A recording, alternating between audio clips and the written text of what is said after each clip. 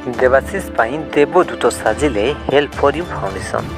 ସତରେ ଦୁଃଖ ଯେତେବେଳେ ଆସେ ସାଙ୍ଗରେ ଯେପରି ତା'ର ବନ୍ଧୁବାନ୍ଧବଙ୍କୁ ଧରି ସାଙ୍ଗରେ ଆସେ, ଆଜି ଏହି ପରିବାରକୁ ଦୁଃଖ ଛାଡ଼ି ଯିବା ପାଇଁ ପ୍ରସ୍ତୁତ ନୁହେଁ। ଯେପରି ଦୁଃଖର କଳା ବାଦଲର ଛାଇ ଘୋଟି ଆସିଛି ଏହି କୁନି ନାବାଳକ ଦେବାଶିଷ ଉପରେ। ଦୁନିଆ କ'ଣ ଠିକ୍ରେ ଜାଣିନି କି ବୁଝିନାହିଁ, ହେଲେ ଆଜି ନିୟତି ତା ସ୍ୱପ୍ନକୁ ଭାଙ୍ଗି ନଷ୍ଟ କରିଦେଇଛି।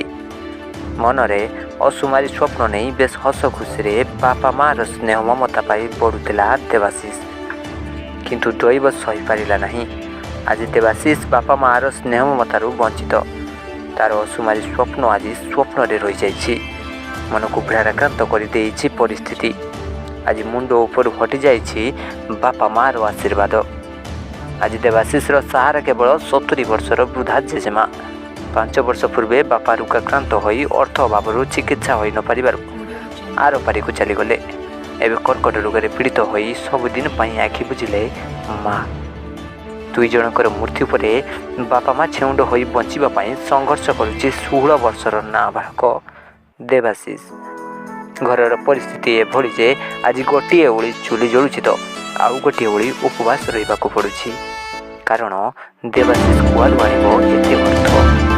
ମାର ଅନ୍ତ୍ୟେଷ୍ଟିକ୍ରିୟା ପାଇଁ ଆଜି ପରିସ୍ଥିତି ତାକୁ ବାଧ୍ୟ କରିଛି ଘର ଘର ବୁଲି ଭିକ୍ଷାବୃତ୍ତି କରିବାକୁ। ସାଙ୍ଗରେ ନଈ ନଈ ଚାଲିଛନ୍ତି ବୃଦ୍ଧା ଜେଜେମା।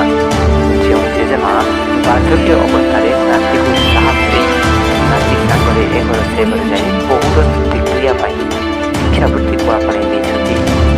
ହଁ ଦର୍ଶକ ବନ୍ଧୁ, ଠିକ୍ରେ ଅଣ୍ଟା ସଳଖି ଜେଜେମା ମଧ୍ୟ ଚାଲିପାରୁନାହାନ୍ତି।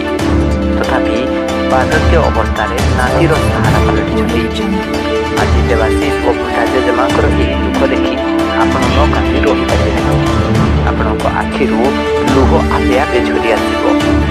ଯେଉଁ ବୟସରେ ଦେବାଶିଷ ଖେଳକୁଦ କରି ସାଙ୍ଗସାଥି ମେଳରେ ବୁଲିବା କଥା, ଆଜି ତା ମୁଣ୍ଡ ଉପରେ ଭବିଷ୍ୟତର ଚିନ୍ତା। କ'ଣ କରିବ?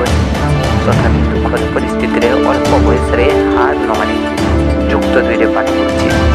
ଇଚ୍ଛା ବଡ଼ ମଣିଷ ହୋଇ ତା ପରିବାର ଦୁଃଖର ଦୂର କରିବ ଏବଂ ଶିକ୍ଷକ ହୋଇ ଶିକ୍ଷା ପ୍ରଦାନ କରିବ।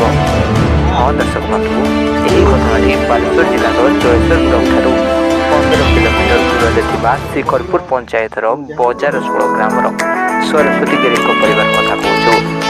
ଏହି ହୃଦୟ ବିଦାରକ ଘଟଣାଟି ସେଠାକାର ଗ୍ରାମବାସୀ ବାଲେଶ୍ୱର ଜିଲ୍ଲାର ଜଳେଶ୍ୱରଠାରେ ଗଢ଼ି ଉଠିଥିବା ଅଗ୍ରଣୀ ସ୍ୱେଚ୍ଛାସେବୀ ସଂଗଠନର ସଭାପତି ମାନସ ରଞ୍ଜନ ଧଳକୁ ଅବଗତ କରାଇବା ପରେ ସଂଗଠନ ହଠାତ୍ ଏହି କୁନି ନାବାଳକ ଦେବାଶିଷ ପରିବାରକୁ ସହାୟତା କରିବା ପାଇଁ ସଂଗଠନର ସମସ୍ତ ସଦସ୍ୟମାନଙ୍କର କିଛି କିଛି ଆର୍ଥିକ ଅବଦାନ ବଳରେ ଦେହାନ୍ତ ହୋଇଥିବା ମା'ର ନିରୁପମାଙ୍କର ଅନ୍ତ୍ୟେଷ୍ଟିକ୍ରିୟା ପାଇଁ ଆର୍ଥିକ ସହାୟତା 10,101 ଟଙ୍କା, ରେସନ ସାମଗ୍ରୀ, ପନିପରିବା